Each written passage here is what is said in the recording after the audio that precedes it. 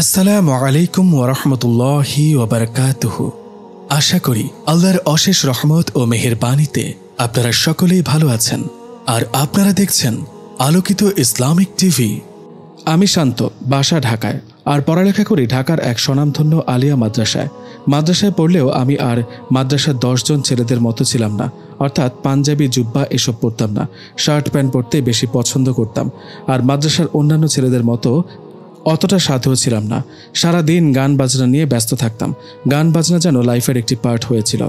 আর movie না দেখলে তো ঘুম আসতোই না। নতুন কোনো মুভি আসলেই দেখার জন্য পাগল হয়ে যেতাম, বিশেষ করে অ্যাকশন মুভিগুলো। আর নামাজ, সে তো জুম্মার দিন ছাড়া আমাকে কেউ বাটি চালান দিয়েও মসজিদের আশেপাশেও পায় না। তাও সব জুম্মা না, বেশিরভাগ জুম্মার দিনেই বন্ধুদের সাথে আড্ডা দিয়ে কাটাই। তবে পড়ালেখায় তেমন একটা খারাপ নই আমি। ক্লাসে যখনই টপ বয়দের নাম আসতো তখনই আমার নামটা হয়তো প্রথমে নয়তো দ্বিতীয়তে থাকতো। খেলাধুলায়ও মাদ্রাসার সকল ছাত্রদের শীর্ষে থাকতাম। যাই হোক, নিজের সুনাম নিজেই করলাম, এই আর কি। এই তো হলো আমার পরিচয়। একদিন রাতে আমার রুমে মুভি দেখছিলাম। রাত তখন প্রায় 3টা। দেখতে দেখতে হঠাৎ ঘুমিয়ে পড়ি। একটু পরে মায়ের চেঁচামেচিতে ঘুম ভেঙে গেল। মা বলল, শান্ত, শান্ত, ঘুম থেকে ওঠ, ফজরের আজান দিয়েছে, নামাজ পড়বি, তাড়াতাড়ি ওঠ। আগেই বলছি আমি নামাজ পড়ি না, তবুও মা রোজ সকালে এভাবেই ঘুম থেকে জাগিয়ে তোলে। আরে কি বলো মা, সবেমাত্র ঘুমালাম, ঘুমাতে দাও। এই বলে আবারও ঘুমিয়ে পড়লাম। বুঝতে পারলাম মা যেন ফিসফিস করে কিছু একটা বলে চলে গেল। একটু পর এসে আবারও ডেকে তুলল। মা, আর একটু ঘুমিয়ে নি, এত ভোরবেলা ঘুম থেকে কেউ ওঠে নাকি? তখন প্রায় সকাল 10টা। মা বলল, ঝাঁটা আর পানি কোথায় যে রাখলাম? আনিকা, ঝাঁটাটা নিয়ে আয় তো। আনিকা আমার ছোট বোন। কি যে বলো না মা, আমি তো জেগেছিলাম, একটু মজা করলাম, এই আর কি। এর মধ্যে আনিকা ঝাঁটা নিয়ে হাজির। এই নাও মা, আর ওকে আচ্ছা করে ধুলাই দাও। খিলখিল করে হাসছে আনিকা। আচ্ছা মা, ভালো কথা। আনিকা না কালকে? হ্যাঁ রে ভাইয়া, আমি তো মজা করছিলাম, আসলে ঘর ঝাড়ু দিব তো, তাই এনেছিলাম ঝাঁটা। মা কিছু বুঝতে না পেরে, এই তোদের ব্যাপারটা কি বলতো? না মা, কিছুই না, তুমি যাও, আমি ভাইয়া রুম ঝাড়ু দিচ্ছি। কিরে পুচকি, হঠাৎ এত ভদ্র যে? শোন, তুই আমাকে আচার চুরি করে খেতে দেখেছিস, তাই আজও তুই আমাকে ব্ল্যাকমেল করিস। আমি বললাম, শোন, আমি তোকে কোনো প্রকার ব্ল্যাকমেল করি না, কিন্তু ফের যদি আমার পেছনে লাগতে এসেছিস তো তো কি করবি তুই? তোকে কি আমি ভয় পাই নাকি? তোর সাথে কথা বলা মানে সময় নষ্ট, যা ভাগ এখান থেকে। আনিকা চলে যাওয়ার পর মোবাইলটা হাতে নিয়ে দেখি আজকে শুক্রবার। ওহ, আজকে শুক্রবার, তাও একটু ভালো করে ঘুমাতে দিল না। প্রতিদিন সকালে এমনভাবে ঘুম থেকে টেনে তোলে মনে হয় ভারত পাকিস্তান যুদ্ধ লেগেছে আর একটা সৈন্য কম পড়েছে। দূর দূর, কিছুই ভালো লাগে না। এরপর আম্মু ডেকে বলল নাস্তা করে বাজারে যেতে। এই হলো আরেকটা প্যারা। ছুটির দিনে যত কাজ, খালি শান্ত করবে। আরে বাবাও তো ছুটির দিনে বাসায় থাকে নাকি? যেই কথা সেই কাজ। নাস্তা করে বাসা থেকে বের হলাম। গান গাইতে গাইতে বাজারের উদ্দেশ্যে যাচ্ছি। কিছু দূর যাবার পর ফোনটা বেজে উঠল। ফোনটা বের করে দেখি, এ কি, মায়ের ফোন। এখন আবার ফোন দিল কেন? ভাবলাম হয়তো আরও কিছু আনতে বলবে। মা বলল, কি রে শান্ত, তুই কই? শান্ত বলল, আজও প্রশ্ন তো, আমি কই মানে? এই মাত্রই তো বাজারে পাঠালে। বলতে বলতে খেয়াল করলাম বাজারের ব্যাগও আনিনি, এমনকি বাজার করার টাকাটাও আনিনি। বুঝতে আর বাকি রইল না কেন ফোন দিয়েছে। ফোন রেখে আবার ফিরলাম বাড়ির দিকে। বাসা থেকে তাড়াহুড়ো করে সবকিছু নিয়ে বের হব, ঠিক তখনই কার সাথে যেন ধাক্কা খেলাম। যার সাথে ধাক্কা খেলাম সে মেইন গেট দিয়ে ভেতরে ঢুকেছিল আর আমি বের হচ্ছিলাম। তার সাথে আরও 2জন ছিল। যার সাথে ধাক্কা খেলাম বোরকা পরা ছিল, চেহারা দেখা যাচ্ছিল না। আমি বললাম, সরি দাদি। মেয়ে বলল, এই, আমাকে দেখে কি আপনার দাদির মতন মনে হয়? আমার কি দোষ? আপনি আমার দাদির আমলের বোরকা পরে আছেন তো কি বলবো? এক্সকিউজ মি, মুখ সামলে। আপনি কি মুসলমান না? মুখে তো দিব্যি দাড়ি রেখেছেন, তাই বলে কি আমি আপনাকে দাদু বলে রাখবো? এবার কিন্তু বাড়াবাড়ি হচ্ছে। রেগে গিয়ে বললাম, দাড়ি রাখা সুন্নত, যদিও দাড়ি রাখা ওয়াজিব, তাই দাড়ি রেখেছি। এজন্য কি দাদু বলতে হবে নাকি? হ্যাঁ, আর ইসলামে পর্দা করা ফরজ, তাই বোরকা পরেছি, সেজন্য কি আমাকে দাদি বলতে হবে? আমি কিছু বলতে যাব, ঠিক তখনই আমার মোবাইলটা বেজে উঠল। ফোনে কথা বলতে বলতে আমি গেটের বাইরে চলে গেলাম। ফোন কেটে যখন গেটের ভিতরে এলাম তখন আর মেয়েটাকে দেখতে পেলাম না। ভাবলাম মেয়েটি মনে হয় চলে গেছে। আরে মেয়েটা হুজুরনি, ঠিক আছে, তাকে দাদি না হয় ভুলেই বলেছি, তাতে আমাকে এত কথা শোনাবে? এ তো দেখি ঝগড়াটে হুজুরনি। আমি বাজার করে বাজার থেকে ফিরলাম। ফিরে আম্মুর কাছে যখন বাজার দিতে যাব তখন দেখি সে মেয়েটা ঘরে বসে আছে। মেয়েটা আমাকে দেখে বলল, আরে কি আশ্চর্য, আপনি আবার এখানেও চলে এসেছেন? আরে আমি আবার কি বলবেন? এখন কি রানী বলবেন? দেখুন, আসলে এটা কোনো কথা বলবেন না, চলে যান এখান থেকে। এই, আপনি কিন্তু বাড়াবাড়ি করছেন। মোটেও বাড়াবাড়ি করছি না, আপনি পর্দাশীল মেয়ে। আমি জানতাম পর্দাশীল মেয়েরা ভালো হয়, আপনার মতো যে ঝগড়াটে হয় তা তো জানতাম না। আমি ঝগড়াটে? রাগান্বিত কণ্ঠে বলল। হ্যাঁ, আপনি ঝগড়াটে মেয়ে। একটা ছেলে একটা মেয়েকে বাজে মন্তব্য করলে সে মেয়ে যদি প্রতিবাদ করে তাহলে সেটার জন্য তাকে ঝগড়াটে বলাটা বখাটে ছেলেদের কাজ। আমি বখাটে? মায়ের সামনে বখাটে শুনে লজ্জা পেলাম। এরপর মেয়েটা আম্মুকে বলছে, দেখেছেন আন্টি, এই ছেলেটার কত বড় সাহস। এই ছেলেটা আমার পিছু পিছু আপনাদের বাসায় পর্যন্ত চলে এসেছে। এরপর আম্মু বলল, ও তো আমারই ছেলে। হ্যাঁ মানে না মানে। মেয়েটি এই কথা শুনে আমতা আমতা করতে লাগলো। আমি তো রাগে গজগজ করছিলাম। দেখি মেয়েটা আমার দিকে আর তাকিয়ে নেই, যদিও ওর মুখটা দেখতে পাইনি, মুখ ঢাকা ছিল। মায়ের কাছে বাজারের ব্যাগ দিয়ে আমি রুমে চলে গেলাম। রুমে গিয়ে ভাবতে লাগলাম, এই মেয়েটা আবার কে, আর আমাদের বাড়িতেই বা করছে কি? মাকে সব জিজ্ঞেস করতে হবে। না না, আগে আমাদের ঘরের লিটল সিনিয়র সাংবাদিককে জিজ্ঞেস করতে হবে। এই তো গেলেন না কনফিউজড হয়ে। এখানে আবার সাংবাদিকটাকে? আরে আমার ছোট বোন আনিকা। আনিকাকে ডাক দিলাম। আনিকা, এই আনিকা, এদিকে আয় তো। কিরে ডাকছিস কেন? আমি বললাম, এই আমি তো ছোট না বড়? ছোট? কি বললি? আচ্ছা মেনে নিলাম। এবার একটা কথা বলতো। কি কথা? আচ্ছা আমাদের বাড়িতে যে মেয়েটা এসেছে ওকে? ও আচ্ছা, এই ব্যাপার না। মাকে তো বলতে হচ্ছে। আরে এতে আবার মাকে বলার কি আছে? আছে আছে, বলার আছে, অনেক কিছু আছে। আরে ফাজলাম করিস না, আগে বলতো ওকে। ও হ্যালো, কি হলো আবার? না বলবো না। বল না প্লিজ। আমি যে বলবো, আমার লাভ কি? এতে আবার লাভ কিসের? লাভ ছাড়া আনিকা কাউকে কিচ্ছু বলে না।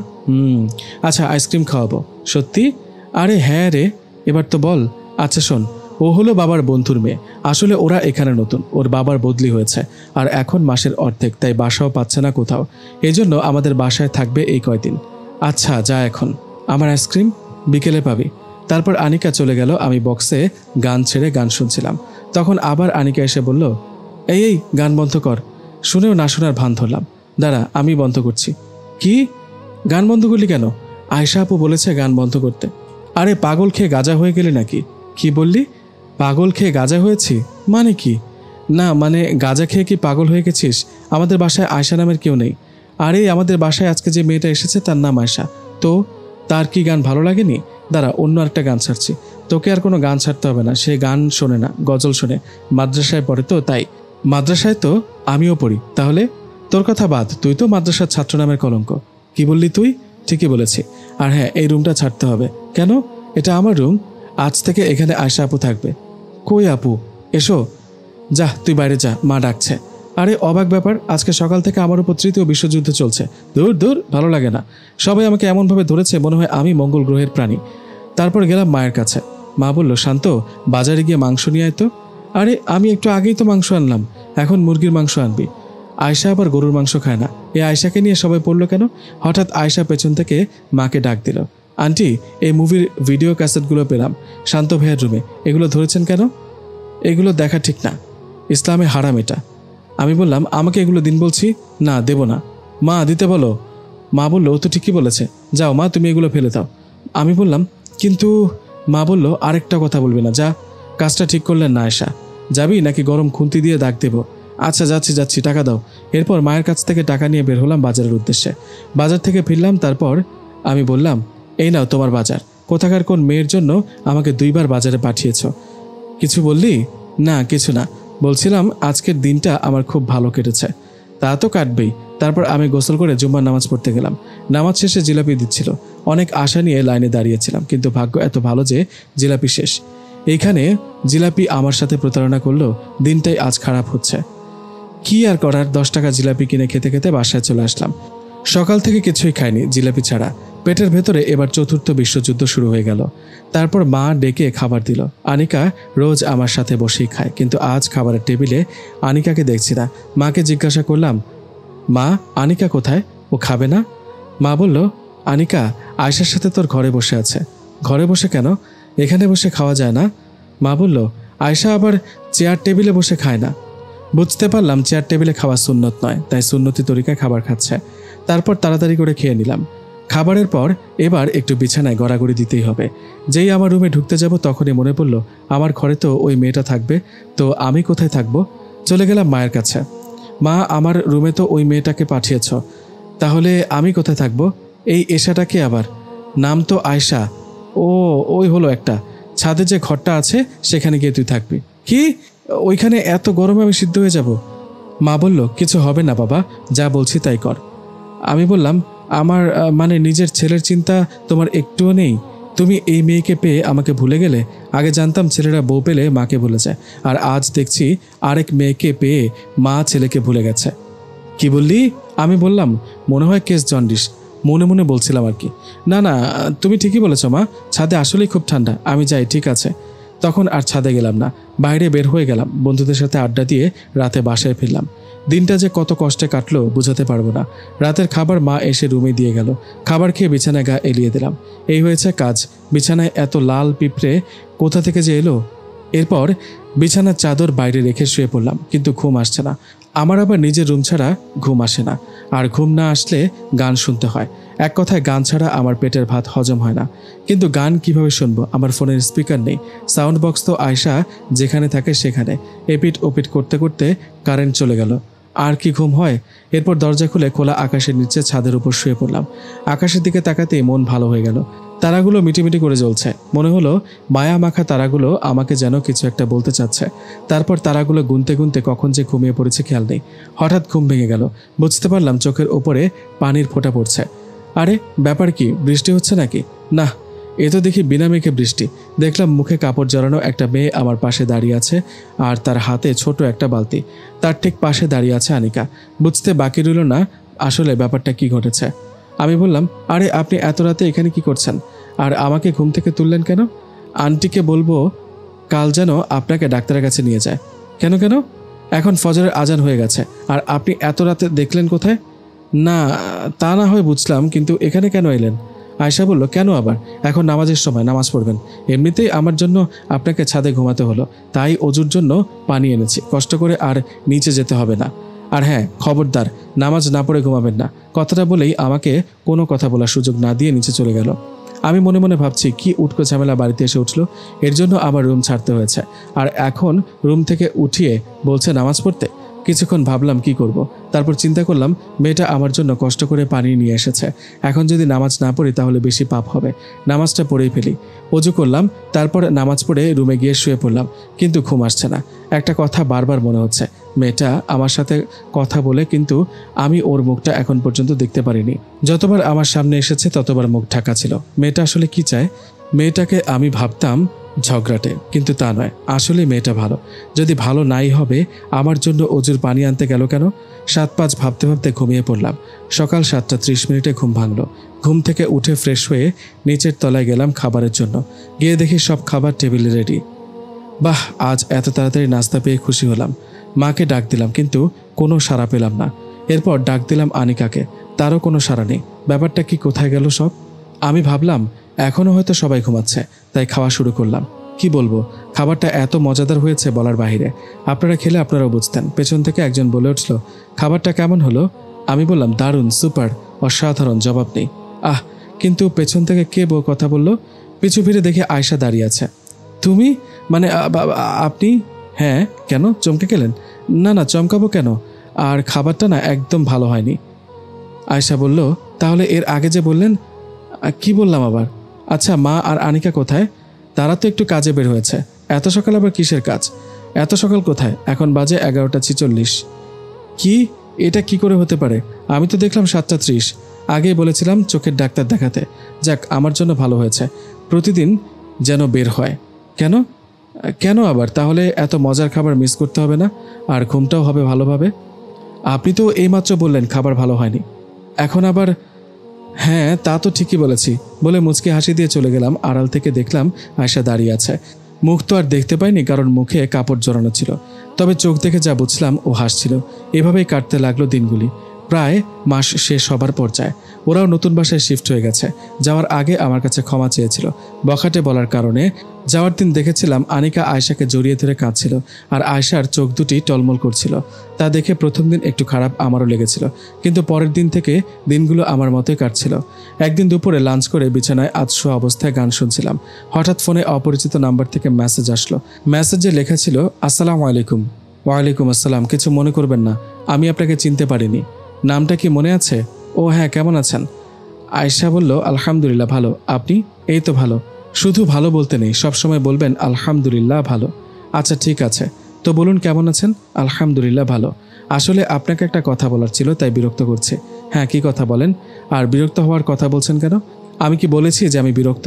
না, তা বলেন নাই। তো বলেন, কি বলবেন? আমাকে ক্ষমা করবেন প্লিজ। ক্ষমা? কি হাসির ইমোজি দিলেন যে? আরে বোকা, যে অপরাধী না তাকে ক্ষমা করব কি করে? না, আমি আপনার সিডিগুলো নষ্ট করেছিলাম তাই। আচ্ছা, এই ব্যাপার? তাতে আমি কিছু মনে করিনি। আসলে ভালো হয়েছে, কারণ ওগুলো যার কাছ থেকে এনেছিলাম সে বলেছে সিডির টেম্পার নাকি শেষ, এজন্য সে টাকাও নেয়নি সিডির। আচ্ছা, আসরের নামাজের সময় হয়েছে, আমি নামাজ পড়বো। আপনিও নামাজ পড়তে চান? ওকে। আমি মনে মনে ভাবছি নামাজ পড়বো তো বলে দিলাম, কিন্তু যদি এখন না পড়ি তাহলে দ্বিগুণ পাপ হবে। এক হলো মিথ্যার কথা, আরেক হলো নামাজ না পড়ার জন্য। তাই তাড়াতাড়ি নামাজ পড়তে গেলাম। নামাজ পড়ে আসার পর যখন ঘরে ঢুকলাম, দেখি মা আর আনিকা আমার দিকে হা করে তাকিয়ে আছে। আমি বললাম, আরে আমার দিকে এমনভাবে তাকিয়ে আছো যেন আমি মঙ্গল গ্রহ থেকে আসা কোনো এলিয়েন। আনিকা, আমি কি স্বপ্ন দেখছি? আনিকা বলল, মা আমিও তো তাই ভাবছি। মা, এটা কি সত্যি নাকি স্বপ্ন? আরে হয়েছেটা কি, দাঁড়াও পানি দিয়ে তোমাদের জেগে স্বপ্ন দেখাচ্ছি। না না ভাইয়া, এবার ঠিক আছে, এটা কোনো স্বপ্ন না, সত্যি। মা বলল, হ্যাঁ তাই। ব্যাপারটা কি? বাবা, তুই আজ নামাজ পড়তে গেলি কি মনে করে? কি মনে করে আবার? একটা ভালো কাজ করলাম, কোথায় সবাই উৎসাহ দেবে তা না, খালি প্রশ্নের পর প্রশ্ন করেই চলেছে। দূর, ভালো লাগে না। ভালো লাগে না বলে রুমে চলে গেলাম। মোবাইলটা হাতে নিয়ে দেখি আয়েশার SMS এসেছে। লেখা ছিল, কি নামাজ পড়েছেন? হ্যাঁ পড়েছি। কি করেন? এই তো আচার খাই। একটা কথা রাখবেন? কি কথা? রাখবেন তো আগে বলুন। আরে আগে তো বলেন। আচ্ছা ঠিক আছে, শুনুন, যত কিছুই হোক নামাজ ছাড়বেন না। 5 ওয়াক্ত নামাজ পড়বেন। নামাজের কোনো বিকল্প নেই। আপনি তো মাদ্রাসায় পড়েছেন, আশা করি জানেন নামাজ পড়ার গুরুত্ব। কি কথাটা রাখবেন? না মানে একটু, কোনো মানে না, যা বলেছি তাই করবেন। জোর করে কেউ আমার উপর কিছু চাপিয়ে দেবে সেটা আমি কখনোই পছন্দ করতাম না। যদিও সে নামাজ পড়ার কথা বলেছে, তারপরও এতদিন যেহেতু পড়িনি, তার কথায় পড়বই বা কেন? দেখুন, এতদিন যেহেতু আমি নামাজ পড়িনি, হঠাৎ করে আপনার কথা নামাজ পড়তেই বা যাবো কেন? আর আসরের নামাজটা বলেছেন, আমার মনে চেয়েছিল তাই পড়েছি। তাই বলে আপনার সব কথা মানতে হবে এমনটা তো নয়, তাই না? আমি সত্যি দুঃখিত, আমাকে মাফ করে দিবেন, ভালো থাকবেন। এই বলে মেসেজ দেওয়া বন্ধ করে দিল। বুঝতে পারছি এমনভাবে কথা বলা ঠিক হয়নি, আর মেয়েটা অনেক কষ্ট পেয়েছে। তবুও যা বলার সরাসরি বলে দিয়েছি, মিথ্যা বলে তো লাভ নেই। তারপর ছাদে চলে গেলাম, কেন জানি ভালো লাগছে না। তাই ঘরে এসে গান চালু করে গান শুনতে লাগলাম। কিন্তু কি আজব ব্যাপার, যে গানটা আমার সবচেয়ে প্রিয় সেই গানটিও আমার ভালো লাগছে না। কোনো কিছুতে যেন মন বসতে চাইছে না। বুঝতে আর বাকি রইল না যে আয়েশাকে এইভাবে কথা বলে নিজেকে বাহির থেকে ঠিক রাখতে পারলেও ভেতরটা যেন বলছে বড় অন্যায় করে ফেলেছি। ভাবতে লাগলাম, মেয়েটা তো আমাকে খারাপ কিছু বলেনি, নামাজ পড়ার কথাই বলেছে, আর এটা তো আমার ভালোর জন্যই বলেছে। তাই সিদ্ধান্ত নিলাম আয়েশাকে সরি বলবো। ওই দিন আর কিছু বললাম না। রাতে খাবার খেয়ে ঘুমিয়ে গেলাম, আর মাকে বলে ঘুমালাম ফজরের সময় আমাকে উঠিয়ে দিতে নামাজ পড়ার জন্য। মা আবারও অবাক হলো। যাই হোক, তাকে পাত্তা না দিয়ে ঘুমাতে চলে আসলাম। ফজরের সময় হয়েছে, মা ডেকে তুলে দিল। উঠে অজু করে নিলাম। চারদিকে নিস্তব্ধতার মধ্যে আজানের ধ্বনি ভেসে আসছে। আহা, কি না মধুর লাগছে। এর আগে কবে যে ফজরের সময় উঠে আজান শুনেছি তা মনে নেই। তারপর তাড়াতাড়ি মসজিদে নামাজ পড়তে চলে গেলাম। নামাজ পড়তে গিয়ে খেয়াল করলাম ইমাম সহ আমার দিকে অনেকেই চোখ বড় বড় করে তাকিয়ে আছে। মনে হয় যেন এবার অন্য কোনো গ্রহ থেকে এলিয়েন এসেছে। যাই হোক, বুঝতে পারলাম এত সকালে আমাকে মসজিদে দেখতে মোটেও কেউ প্রস্তুত ছিল না। আমি সেদিকে আর বেশি খেয়াল দিলাম না। নামাজ পড়ে মসজিদ থেকে বের হয়ে কিছুক্ষণ হাঁটাহাঁটি করলাম। সকালে শীতল বাতাস, সাথে সূর্যোদয়, সব মিলিয়ে পরিবেশটা সত্যি অসাধারণ লাগছিল, যা বলে বোঝানো সম্ভব নয়। ভাবলাম, এতদিন আমি এমন সময় ঘুমিয়ে বোকামি ছাড়া আর কিছুই করিনি। সকালে নামাজ পড়ে হাঁটাহাঁটি করার মধ্যে অসম্ভব ভালো লাগা রয়েছে। হাঁটাহাঁটি শেষে বাসায় চলে আসলাম। বাসায় এসে মনে পড়লো আয়েশাকে মেসেজ দিতে হবে। মেসেজ দিলাম, আসসালামু আলাইকুম। বেশ কিছুক্ষণ সময় চলে গেল, কোনো রিপ্লাই নেই। এর মধ্যে মা নাস্তা করার জন্য ডাক দিল। মোবাইলটা চার্জে দিয়ে নাস্তা করতে চলে গেলাম। হঠাৎ শুনতে পেলাম আমার রুম থেকে মোবাইলে মেসেজে আসার শব্দ এলো। বুঝতে পারলাম আয়েশার মেসেজ এসেছে। তাই তাড়াতাড়ি নাস্তা করে রুমে চলে গেলাম। মোবাইলটা হাতে নিতেই মেজাজটা গরম হয়ে গেল। দেখলাম মেসেজটা আয়েশার না। মেসেজে লেখা ছিল, বাংলা লিঙ্ক, দারুণ অফার, 99 মিনিট 7 দিন, মাত্র 57 টাকা। মনে মনে গালি দিতে দিতে সিম কোম্পানির অফিসে মেসেজ দিলাম, তোদের দারুণ অফার দেওয়ার আর সময় পেলি না? অ্যাংরি রিয়াক্ট দিয়ে বললাম। সিম কোম্পানি বলল, ধন্যবাদ স্যার আমাদের সাথে থাকার জন্য। তারপর ভাবলাম এভাবে আয়েশা রিপ্লাই দিবে না, তাই একটু অন্যভাবে মেসেজ দিলাম। জানি এভাবে মেসেজ দিলে রিপ্লাই অবশ্যই দিবে। আমি সালামের উত্তর দেওয়া কিন্তু ওয়াজিব। কিছুক্ষণ পর বলল, ওয়ালাইকুম আসসালাম। দেখলেন কিভাবে মেসেজের রিপ্লাই পেতে হয়? মেসেজের রিপ্লাই পাওয়ার নিনজা টেকনিক। আমি বললাম, কেমন আছেন? আলহামদুলিল্লাহ ভালো। আপনি? আলহামদুলিল্লাহ ভালো। তো ফজরের নামাজ পড়েছেন তো? আয়েশা তো পড়েছে, তার শিওর। আমি পড়েছি কিনা সেটা যেন জিজ্ঞাসা করে, তাই প্রশ্ন করলাম। পড়েছি। কি হলো, আমাকে কেন জিজ্ঞেস করলো না নামাজ পড়ার কথা? বুঝতে পারলাম এখনও রাগ করে আছে, তাই আমি নিজেই বললাম, আর হ্যাঁ, আমিও কিন্তু ফজরের নামাজ পড়েছি, আর সিদ্ধান্ত নিয়েছি আজ থেকে 5 ওয়াক্ত নামাজ পড়ব। নামাজ ছেড়ে তো লাভ নেই, বরং নামাজ না পড়লে ক্ষতি। আর হ্যাঁ, আপনিও নিয়মিত নামাজ পড়বেন। ভাব মনে হয় বেশি নিয়ে ফেলেছি। সত্যি খুব ভালো সিদ্ধান্ত, আল্লাহ আপনাকে কবুল করুক। বুঝতে পারলাম, শুনে খুব খুশি হয়েছে। আমিন। আর শুনুন, কালকের ব্যবহারের জন্য সরি বলতে হবে না, নামাজ পড়বেন নিয়মিত, এটা শুনেই খুশি হয়েছে। দোয়া করবেন অবশ্যই। আচ্ছা, এখন একটু ঘুমাবো, পরে কথা হবে। এখন এত সকালে? আসলে আজ আগে উঠেছি তো, তাই ভালো মতো ঘুম হয়নি, অনেক ঘুম পাচ্ছে। আল্লাহ হাফেজ। এরপর ঘুমিয়ে গেলাম। হঠাৎ মেসেজের শব্দে ঘুম ভেঙে গেল। দেখি আয়েশা মেসেজ দিয়েছে, আসসালামু আলাইকুম। ওয়ালাইকুম আসসালাম। কিছু বলবেন? কি করছেন? ঘুমাচ্ছিলাম তো, এই একটু আগেই তো বললাম ঘুমাবো। কয়টা বাজে খেয়াল আছে? এখনও তো সময় সকাল 9টা। আমি জানতাম আপনি এমন কিছুই বলবেন, আপনাকে তো আগেই বলেছি চোখের ডাক্তার দেখান। এখন সময় 12:45। তাড়াতাড়ি উঠে গোসল করে নামাজের জন্য প্রস্তুতি নেন। দুরু, কি যে হয়েছে, সময়টা শুধু উল্টোপাল্টা দেখি। সম্ভবত মোবাইলের সময় ম্যানুয়াল ছিল, চার্জ না থাকায় ফোন বন্ধ হয়ে সময় উল্টোপাল্টা হয়ে রয়েছে। তারপর গোসল করে নামাজ পড়তে চলে গেলাম। এবারও মসজিদের ইমাম সহ অনেকেই আমার দিকে হাঁ করে তাকিয়ে আছে। কি মুশকিল, নামাজ পড়তে আসছি, সবাই উৎসাহ দিবে তা না, ড্যাব ড্যাব করে তাকিয়ে আছে। মনে হয় আমি চিড়িয়াখানার পলাতক কোনো জীবজন্তু। দূর, সবসময় তো এমনটা ভালো লাগে না, তাই এবার তাদের দিকেও আমি হাঁ করে তাকিয়ে মুখটাকে ভ্যাপচাকিয়ে বিরক্তিকর হাসি দেওয়া শুরু করলাম। হ্যাঁ, বুদ্ধিটা কাজে লেগেছে। এবার কেউ আর আমার দিকে তাকিয়ে নি। এবার নিজেকে বুদ্ধির ঠিকই গোপাল ভাঁড় মনে হলো। যাই হোক, আবারও আমি আমার প্রশংসা করলাম। তারপর নামাজ পড়া শেষ করে বাসায় চলে আসলাম। আমি আর আনিকা একসাথে বসে খাবার খাচ্ছি। আনিকা বলল, এই শোন মানে? আমি তোর ছোট না বড়? আচ্ছা ভাইয়া শুনেন, আজ বিকেলে আপনি আমাকে ঘুরতে নিয়ে যাবেন? আপনার এই এত সুন্দর পরীর মতো একটা বোন কতদিন ঘুরতে যায় না, খেয়াল আছে? আমি বললাম, আরে আসছে আমার পরীর মতো বোনটা। পরী নাকি পেতনি একটা? কি কিছু বললেন নাকি? না ম্যাডাম, তেমন কিছু না। আপনি এত সুন্দর পরী, তা আমার সাথে বের না হওয়াটাই ভালো। পরীর মতো একটা বোনের সাথে আমার মতো এমন একটা আনস্মার্ট ছেলে ঘুরতে যাওয়া কি মানায়? তা আপনাকে এত ভাবতে হবে না। আপনি আমার বডিগার্ড হয়ে আমার সাথে থাকবেন। আমার মতো পরীকে দেখে যখন বখাটে ছেলেরা সিটি দিবে, তখন আপনি তাদের ধুমধাম মারবেন। অবশ্য আপনি যা তাতে মার আপনি নিজেই খাবেন, বলছিল আর খিলখিল করে হাসছিল। তারপর বিকেলে ঘুরতে যাবার কথা বলে ঘরে চলে গেলাম। ঘরে গিয়ে শুয়ে শুয়ে গান শুনছিলাম। ভাবলাম আয়েশাকে মেসেজ দিই। আসসালামু আলাইকুম। ওয়ালাইকুম আসসালাম। কি করছেন? গান শুনছি। আপনি? কিছু না। আচ্ছা, একটা কথা বলি। বলেন। দেখুন, গান শোনা হারাম, আর যারা মুসলমান তাদের উচিত হারাম হালালগুলো মেনে চলা। আর গান শুনলে নামাজ পড়েও তৃপ্তি পাওয়া যায় না, নামাজটাকে বোঝা বলে মনে হয়। যেহেতু নামাজ পড়ার প্রতিজ্ঞা করেছেন, সেহেতু গানটাও ছেড়ে দিন। আমার সম্পূর্ণ বিশ্বাস আছে আপনি গান ছেড়ে দিতে পারবেন। আর এখন তো অনেক সুন্দর সুন্দর গজল আছে, সেগুলো শুনে দেখুন, ভালো লাগবে। এখন যদি আবার না বলি তাহলে রাগ করবে।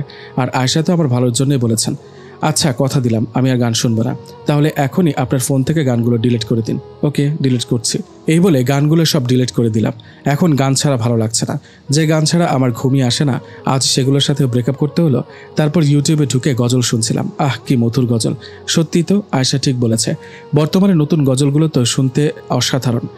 গজল শুনে মনের ভেতরে অন্যরকম শান্তি অনুভব হলো। কিছুক্ষণ পর গজল শুনতে শুনতে ঘুমিয়ে পড়লাম। তারপর বিকেলে আসরের নামাজ পড়ে আনিকাকে নিয়ে হাঁটতে বের হলাম। আনিকা বায়না তুলল মডার্ন পার্কে যাবে। পার্কটি আমাদের পাশের এলাকাতেই, বেশি সুন্দর নয়, যে বায়না সেই কাজ। একটা রিকশায় উঠে বসলাম। রিকশা চলছে। কি রে, আয়েশা আপু কি তোরে মেসেজ দেয়? মানে? হঠাৎ এমন প্রশ্ন শুনে চমকে গেলাম। আনিকা বলল, না মানে আমি আয়েশা আপুকে তোমার নাম্বার দিয়েছিলাম, আর তাই আর কি। ও, তাইলে এই কাজটা তোর? হ্যাঁ জনাব, এই মহৎ কাজটা আমারই। আর আয়েশা আপু দেখতে অনেক সুন্দর, আমার ভাবি হলে খুব ভালো হবে। খিলখিল করে হাসছে। চুপ কর, এত পাকনা পাকনা কথা তোরে কেউ বলতে বলেছে? একটু রাগি রাগি ভাব দেখিয়ে বললাম। বলতে বলতে পার্কের সামনে এসে রিকশাটি থামলো। রিকশাওয়ালাকে ভাড়া দেওয়ার জন্য মানিব্যাগ থেকে ভাড়া বের করছিলাম। হঠাৎ খেয়াল করলাম আনিকা আমার পাশে নেই। ভাড়াটা তাড়াতাড়ি দিয়ে পেছনে ঘুরতে চমকে উঠলাম। দেখলাম একটা বোরকা পরা মেয়ে, আর তার পাশে হাত ধরে আনিকা দাঁড়িয়ে আছে। বুঝতে বাকি রইল না এটা আয়েশা। কিন্তু বুঝতে পারলাম না আয়েশা এখানে দাঁড়িয়ে আছে কেন, আর আনিকাই বা রিকশা থামতে না থামতেই ওকে চিনল কিভাবে?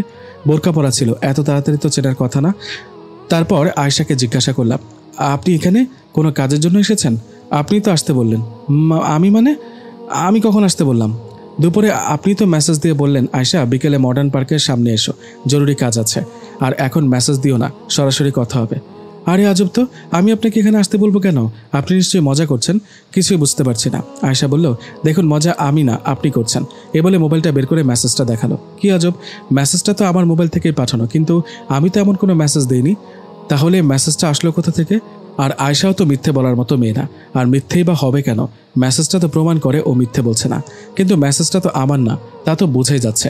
হঠাৎ খেয়াল হলো আমি তো আয়েশাকে তুমি করে বলি না।